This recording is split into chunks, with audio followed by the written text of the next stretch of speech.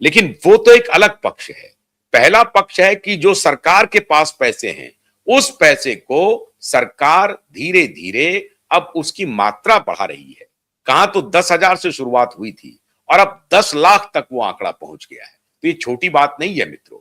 अगर 10 लाख रुपए तक कहा जा रहा है कि आप 10 लाख रुपए तक का आवेदन कर दीजिए और आपको 10 लाख रुपए मिलेंगे, तो ये छोटी घटना नहीं है।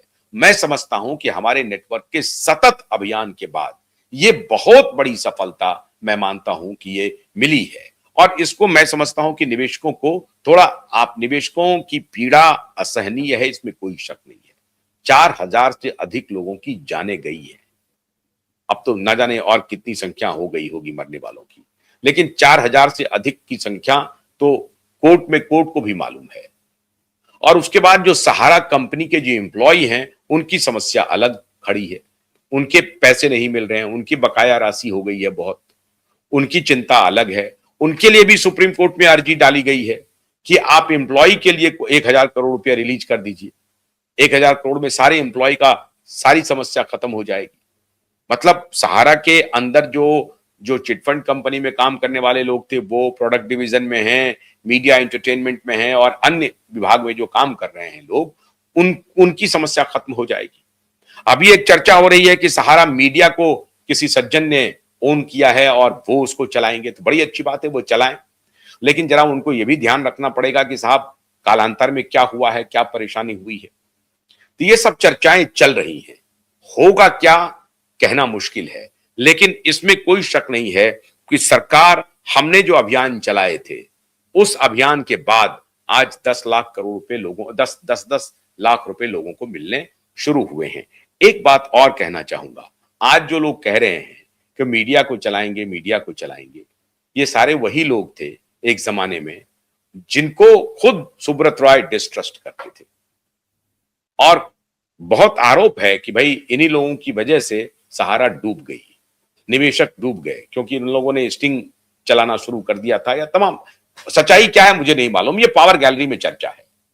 पावर गैलरी में चर्चा है कि जो लोग आज दावा कर रहे हैं कि वो मीडिया को चलाएंगे, मीडिया को चलाएंगे, वही लोग थे। वो पब्लिकली सुब्रत रॉय ने मीटिंग में कहा, भरी मीटिंग में कहा था कि भाई लोग हमसे पैसे उगाही कर रहे हैं, पैसे ले जाकर के जज को देने के नाम पर, जज को देने के नाम पर हमसे पैसे ले रहे हैं और कह रहे हैं कि ये ऑर्डर लिखा जाएगा।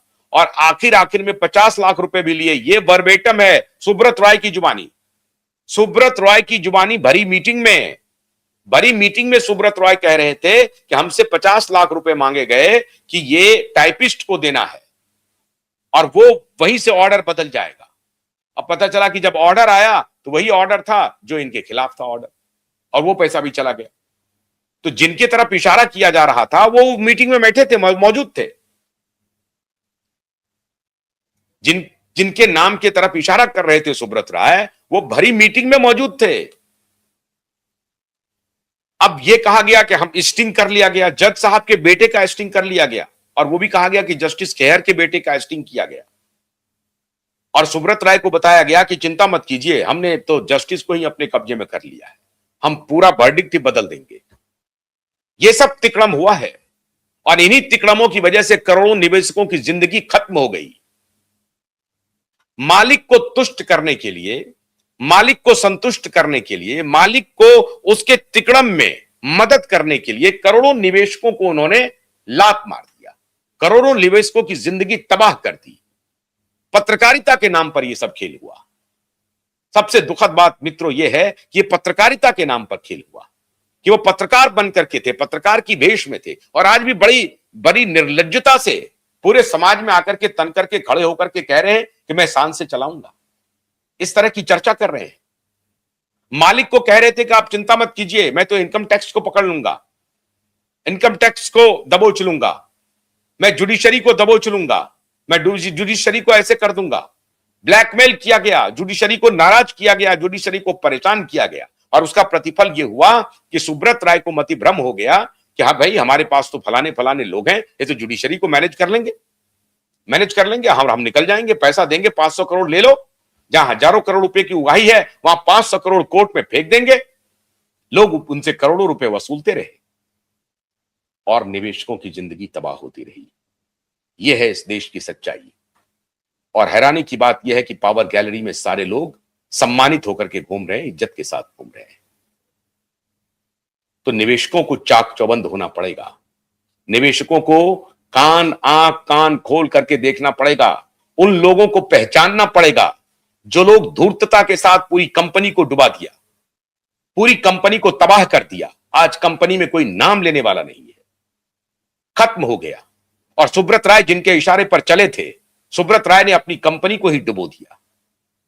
उन्हीं के इशारे पर चल रहे थे, उन्हीं की सलाह पर चल रहे थे। और आज स्थिति यह है कि जिन्होंने कंपनी को डुबाया उन्हीं को कह रहे हैं कि कंपनी उबार लीजिए। हैरानगी है।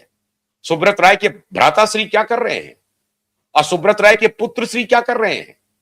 क्या कर रहे हैं सुब्रत राय के पुत्रश्री? जिन्होंने डुबोया उनको कह रहे हैं उबार लो। डुबाने वाले सामने में हैं बैठे हुए। हर शाम सुब्रत राय को यही कहते थे कि अरे साहब हम तो मैनेज कर लेंगे हाई कोर्ट को, सुप्रीम कोर्ट को, क्या है सुप्रीम कोर्ट, सेबी को मैनेज कर लेंगे। सेबी को डराया धमकाया जाकर के।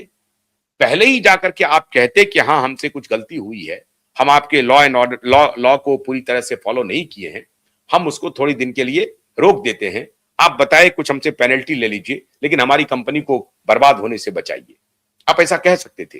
गलती होती है, बड़ी बड़ी कंपनियों से होती है गलती, आपसे भी गलती हो रही थी, लेकिन आपको मालूम था कि आप गलती कर रहे हैं, लेकिन उसके बाद सीनाजोरी कर रहे थे। आप गलती करने के बाद सीनाजोरी कर रहे थे। आपको अदालत ने सम्मन भेजा, पहले सम्मन में नहीं आए, दूसरे सम्मन में भी नहीं आए, तीसरे में नहीं आए, और चौथे में जब हुआ कि भैया आपको अब गिरफ्तार करके लाया जा रहा है तो आप गिरफ्तारी दे करके आए।